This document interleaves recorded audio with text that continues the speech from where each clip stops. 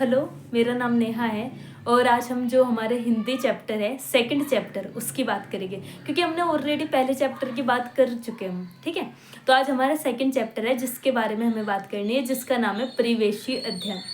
परिवेशी अध्ययन। तो देखो क्या होता है ना, परिवेश का मतलब क्या होता है, मतलब जो हमारे आसपास का वातावरण है वही हमारा परिवेश है। ठीक है, वातावरण में आपकी सारी चीज़ें आ जाएगी। मान के चलो, आपके कपड़े हैं, आपकी कुर्सी है, चेयर है, खाट है, गेट है और घर है, आपके पेड़ पौधे हैं, आपके पड़ोसी है, कुछ भी है वो सब आपका वातावरण है। अब जैसे कोई छोटा बच्चा होता है तो उसका जो सबसे ज़्यादा निकटतम, जो सबसे ज़्यादा पास का परिवेश है वो है आपका घर।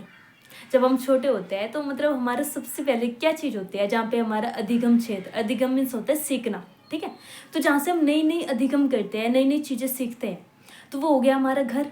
फिर उसके बाद क्या होता है, पास पड़ोस। ऑफ कोर्स, मतलब हमारे चाचा, चाची, ताऊ, ताया, ये सब होते हैं, है ना, तो हमारे पास पड़ोस हो गए। उसके बाद हमारा क्या आएगा, हमारे विद्यालय आएगा, हम स्कूल जाते हैं। आपने देखा होगा जो छोटे बच्चे होते हैं ना, स्कूल जाते भी नहीं, मतलब वो इतना रोते हैं ना कि नहीं बस मैंने तो जाना ही नहीं।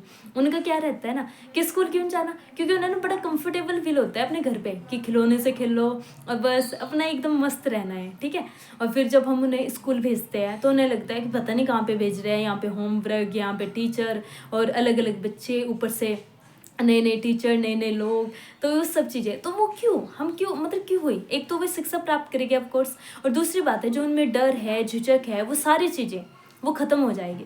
ठीक है, और बच्चा ना धीरे धीरे सीखेगा आपस में बातचीत कैसे करे या फिर व्यवहार कैसे करे, जो बड़े हैं उनकी रिस्पेक्ट करे, जो छोटे हैं उनसे प्यार से बात करे, और जो अपने साथ के दोस्त हैं उनसे बड़े इनफॉर्मल से रहे, ऐसे यार यूर दोस्त दास्त कह करके। ठीक है, तो एक हमें डिफरेंस भी समझ आता है, एक अंतर समझ आता है कि अगर कोई हमारे से बड़ा है तो उसकी हमेशा इज्जत करनी है। ठीक है, हमेशा उसकी इज्जत करनी है। जो हमारे से छोटे हैं उनसे प्यार से बात करनी है, जो हमारे साथ के हैं तो उनके साथ में दोस्ताना व्यवहार करना है। तो वो वाली चीज़ें कहाँ से समझ आएंगी, पहले तो हम विद्यालय जाएंगे, पास पड़ोस में देखेंगे, रिश्तेदारों के घर जाएंगे, और जैसे जैसे बच्चा ना बड़ा होता जाएगा तो उसका जो अधिगम क्षेत्र है वो भी उसी तरीके से, उसका क्षेत्र भी बढ़ेगा अधिगम का। और वो क्यों बढ़ेगा, मान के चलो अभी तो बच्चा था तो वो अपने घर पे था, फिर पास पड़ोस को भी जानने लगा, फिर वो स्कूल को जाने लगा, लेकिन जैसे जैसे बड़ा हुआ अब वो रिश्तेदारों के घर भी जाता है, अब उसे लाइब्रेरी जाना होता है, कॉलेज जाना होता है, बाजार भी जाना होता है। तो इतनी सारी चीज़ें, इतने नए नए लोग मिल रहे, नया नया वातावरण है, नया नया परिवेश है,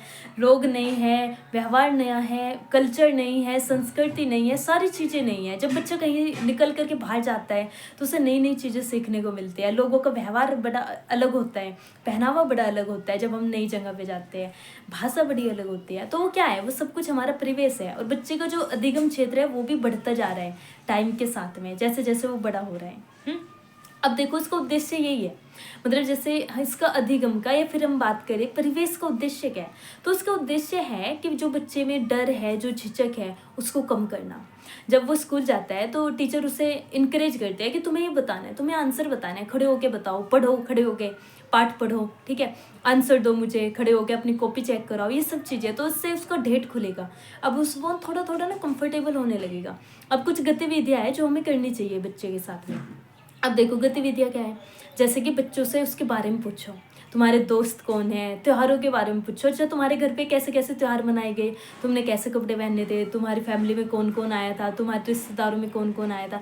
तो ये सब चीज़ें जब आप पूछोगे ना तो बच्चा आपके साथ में बड़ा ही एक कंफर्टेबल फील करने लगेगा और एक दोस्ताना फील होगा उसको। अब जो वो झिझक है, जो डर है, वो कम होगी, आपके प्रति उसकी रिस्पेक्ट और ज़्यादा बढ़ जाएगी। और फिर कहते हैं ना बच्चे कि अच्छा ये मेरे फेवरेट टीचर है, फेवरेट मैम है, तो वो इसीलिए बनते हैं क्योंकि वे उनके साथ बड़ा ही दोस्ताना व्यवहार करते हैं, उनके बारे में पूछते हैं, उनके घर के बारे में पूछते हैं क्या क्या चीज़ है। उसके बाद आप कह सकते हो जैसे बच्चे क्या सीखते हैं, मूर्त से मूर्त और ज्ञात से अज्ञात। मूर्त से मूर्त का मतलब होता है कि जब आप पहले तो ऐसी चीज़ें सीखोगे जो आपको दिख रही है सामने से, जैसे कि सूरज, चांद, तारे, ये सब आपको दिखता है, फिर आप इसके बारे में जानकारी लेते हो। उसके बाद में आप लोगे अंतरिक्ष के बारे में, क्योंकि जो अंतरिक्ष है वो हमें पूरा नहीं दिख रहा, या फिर जो ग्रह है, उपग्रह है, उनके बारे में हमें पता नहीं, वो हम उसमें से देख सकते हैं, जैसे माइक्रोस्कोप होता है उससे ही देख सकते हैं। तो वो हो गया हमारा अज्ञात, ज्ञात से अज्ञात और मूर्त से अमूर्त। जो चीज़ें हमें दिख रही है पहले हम वो देखते हैं, फिर उसके बाद में जो हमें नहीं दिख रही है उसके बारे में हम जानकारी लेते हैं। ठीक है, तो इस तरीके से चलती है चीज़ें। तो ऐसे ही है, गतिविधि क्या होगी, आपको बच्चे के साथ में बड़े कंफर्टेबल उसको फील कराना है, उससे बात करनी है, त्योहारों के बारे में पूछोगे, उसकी फैमिली के बारे में, उसके दोस्तों के बारे में, उसकी फेवरेट खाने की चीज़, कपड़े, ये सारी चीज़ें आप पूछोगे तो वो कंफर्टेबल होने लग जाएगा टाइम के साथ में। उसके बाद में कुछ ध्यान भी देने योग्य चीज़ें रहती है, हमें ध्यान क्या क्या देना है। जब भी बच्चा बोले तो उसको डराओ मत, उसको ये मत कहो तुमने ये गलत बोल दिया, या फिर कोई वर्ड उससे अच्छे से नहीं बोल रहा तो उसका मजाक मत बनाओ, बल्कि उसको इनकरेज करो, हाँ कोशिश अच्छे कर रहे हो, बोलो। तो वैसा वैसा आप करोगे, या फिर उससे रुचि दिखाओगे कि आप बड़े इंटरेस्टिंग ढंग से उसकी बातें सुन रहे हो, ठीक है। तो ये सब चीज़ें फिर बच्चे को इनकरेज करेगी, उसका डर झिझक वो सब चीज़ें कम होगी। और इसका एक उद्देश्य भी होता है, आप मान के चलो उसमें चिंतन शक्ति आती है, जो वो बात करता है नए नए लोगों से, स्कूल में जाता है, टीचर से मिलता है, टीचर से बात करता है, नई नई चीज़ें पढ़ता है, नई नई चीज़ें देखता है, ठीक है। तो क्या होगा, वो सोचेगा, उसकी जो चिंतन शक्ति है वो बढ़ेगी। उसके बाद उसकी कल्पना शक्ति, क्योंकि वो नई नई चीज़ों को देख रहा है तो उसके दिमाग में वो पिक्चर बनती जा रही है टाइम के साथ में। जब भी वो, अगर उसने कोई पेड़ देखा, अब उसने वही अक्सर फिर से पढ़ा, किताब में पढ़ा या किसी से सुन लिया पेड़, तो उसके दिमाग में आ जाएगी कि पेड़ कैसा दिखता है, ठीक है। तो वो सब चीज़ें क्या है, वो ऐसे ही है। चिंतन शक्ति बढ़ गई आपकी, तर्क शक्ति बढ़ेगी कि अच्छा, जैसे आपने कह दिया कि जो हमारे प्रधानमंत्री हैं वो तो मनमोहन सिंह है। अब बच्चे ने तो ये सुना था कि नहीं हमारे प्रधानमंत्री तो अभी नरेंद्र मोदी है, तो बच्चा थोड़ा ही मानेगा। उसमें एक तर्क शक्ति आ गई, क्योंकि उसको ज्ञान हो गया, क्योंकि उसको नॉलेज हो गई। तो वो कहेगा नहीं ये तो झूठ है, मनमोहन सिंह तो नहीं है, यहाँ तो नरेंद्र मोदी है अभी तो, ठीक है। तो ये क्या हो गया, ये आपका हो गया तर्क शक्ति। वो क्वेश्चन आंसर कर सकता है कि नहीं ये गलत बोल रहा है, ये सही है, ये गलत है, इस तरीके से। ये हो गई आपकी तर्क शक्ति, चिंतन शक्ति, वो सोचने लगेगा।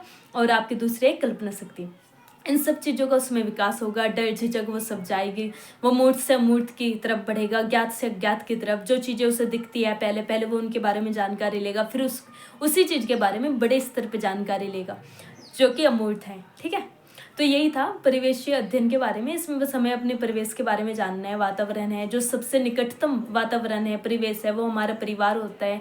उसके बाद में पास पड़ोस, उसके बाद में हमारा क्या होता है, विद्यालय, और ऐसे फिर बढ़ता जाता है। तो हमारे जैसे जैसे हमारा परिवेश बढ़ेगा, जैसे जैसे बच्चे का परिवेश बढ़ेगा, अब वो लाइब्रेरी जाता है, कॉलेज भी जाता है, बाजार जाता है, रिश्तेदारों के घर जाता है, तो ऐसे ऐसे उसके अधिगम क्षेत्र भी बढ़ेगा। उसकी सीखने की जो प्रक्रिया है वो बढ़ेगी, वो नई नई चीज़ें सीखेगा, नई नई चीज़ें, भाषा सीखेगा, नई नई, अच्छा इधर ऐसी कल्चर है, ऐसी संस्कृति फॉलो करते हैं, ऐसी भाषा बोलते हैं, नई नई चीज़ें सीखता जाएगा, ठीक है। उससे उसकी चिंतन शक्ति उसमें आएगी, तर्क शक्ति आएगी, कल्पना शक्ति आएगी। तो ये सब चीज़ों का उसमें विकास होगा, उसका डर झिझक कम होगी। और हमें बच्चे को हमेशा कंफर्टेबल फील कराना है, उससे उसके बारे में ही बातचीत करनी है। त्यौहार कैसे मनते हैं उनके घर में, रिलेटिव कौन है, उसके दोस्त कौन है, पसंद चीज़ें कौन सी है, नापसंद चीज़ें कौन सी है, ये सब चीज़ें उससे बात करो, ध्यानपूर्वक उसको सुनो। तो उस पार्ट में केवल यही था, ये हालांकि बहुत छोटा सा पार्ट था।